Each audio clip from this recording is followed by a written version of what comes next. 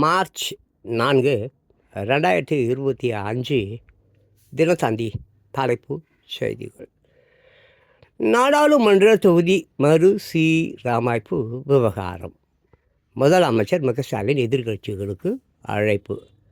தமிழ்நாட்டின் உரிமையை நிலைநாட்ட அனைத்து கட்சி கூட்டத்துக்கும் வாருங்கள். சென்னை. தமிழகத்தில் +2 பொதுத் தேர்வு தொடங்கியது.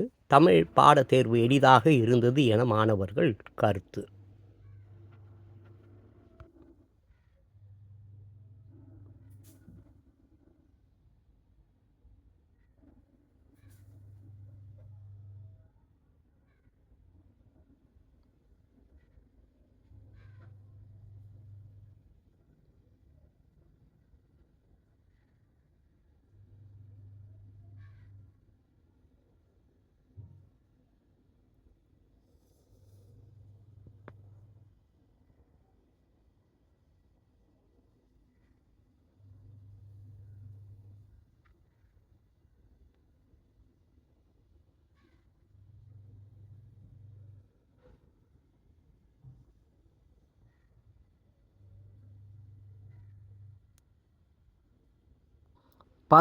ஆயிரம் பேர் ஆப்சண்ட்.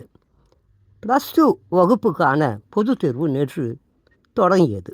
முதல் நாளில் தமிழ் உள்பட மொழி பாடத்துக்கான தேர்வு நடந்தது. பொதுத் தேர்வு எழுத அனுமதிக்கப்பட்ட 8,02,568 பள்ளி மாணவிகளில் 11,430 மாணவிகள் தேர்வில் பங்கேற்காமல் ஆப்சண்ட் ஆகியிருந்ததாக தேர்வுத்துறை தெரிவித்திருக்கிறது. சாஜன்.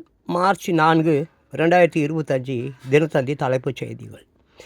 குஜராத்தின் கிர் வனவிலங்கு சரணாலயத்தை பார்வையிட்ட பிரதமர் மோடி புகைப்படம் எடுத்து மகிழ்ந்தார். சென்னை. 1000 டீசல் பஸ்கள் கேஸ் பஸ்களாக மாற்றும் அரசு போக்குவரத்து கழகம் முடிவு.